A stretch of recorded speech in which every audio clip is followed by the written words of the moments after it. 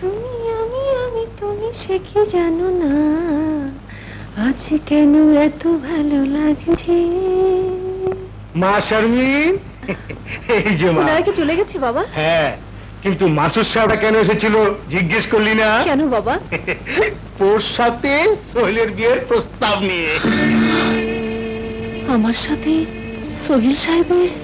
হ্যাঁ মা, সোহেল ছেলে হিসেবে খুবই ভালো। বিদেশ থেকে লেখাপড়া শেষ করে দাদুর সঙ্গে ব্যবসা করছে। সব দেখে শুনে আমি আর আপু করিনি। কিন্তু বাবা, তুমি একটিবার আমাকে জিজ্ঞেস করলে না। আমি বড় হয়েছি, লেখাপড়া শিখেছি, আমার একটা মতামত আছে। আমার ইচ্ছের বিরুদ্ধে তুমি আমাকে বিয়ে দিতে পারো না বাবা। কিন্তু আমি যদি কথা দিয়েছি মা। না বাবা না, এ বিয়ে হতে পারে না। আমি আমি আমি একজনকে। সে কথা আগে বলবি তো। তুই তো জানিস তোর সুখই আমার সুখ। বেশ তো, তুই যে কে মানে নিয়ে আয় না। বাবা বাবা, পাগলি মেয়ে কাণ্ড দেখো। না না, এ হতে পারে না। সোহেলের সাথে শর্মিনের বিয়ে না হলে সোহেল বড় কষ্ট পাবে।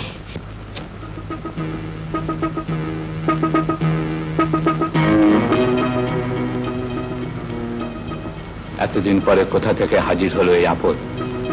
সোহেল জানে তার মা বেঁচে নেই। সালমা যদি সোহেলের কাছে প্রকাশ করে দেয় নিজের পরিচয়। না হুজুর, আপনার চা। আর কিছু দেব? না, দাঁড়া। তুই তো পুরনো মানুষ, সবকিছু জানিস। সোহেলের মা ধর যদি বেঁচেই থাকে, তোর কি মনে হয় কোনোদিন সে ছেলের দাবি নিয়ে ফিরে আসতে পারে? হুজুর, আমরা গরিব ঘরের মানুষ, জবানের দাম আমাদের কাছে অনেক।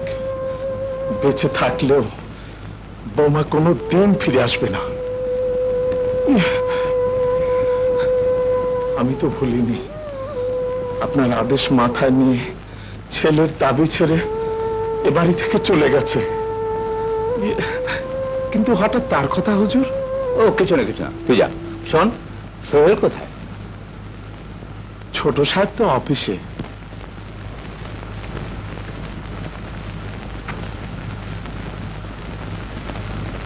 কে ওই মহিলা? কেন ওনাকে এত চেনা মনে হচ্ছে? কেন ওনাকে আবার দেখতে ইচ্ছে করছে?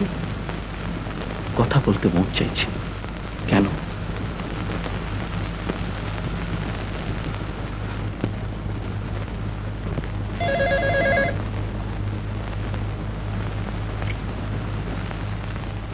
হ্যালো, আমি সোহেল বলছি।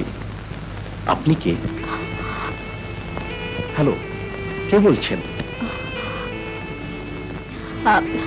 আমি এই বাড়িতে কাজ করি। ও আপনি? আপনি তাহলে আমাকে মিষ্টি মুখ করিয়েছিলেন? জি বাবা। জানেন, আপনাকে না আমার খুব চেনা মনে হচ্ছে। কোথায় যেন আপনাকে দেখেছি, ঠিক মনে করতে পারছি না।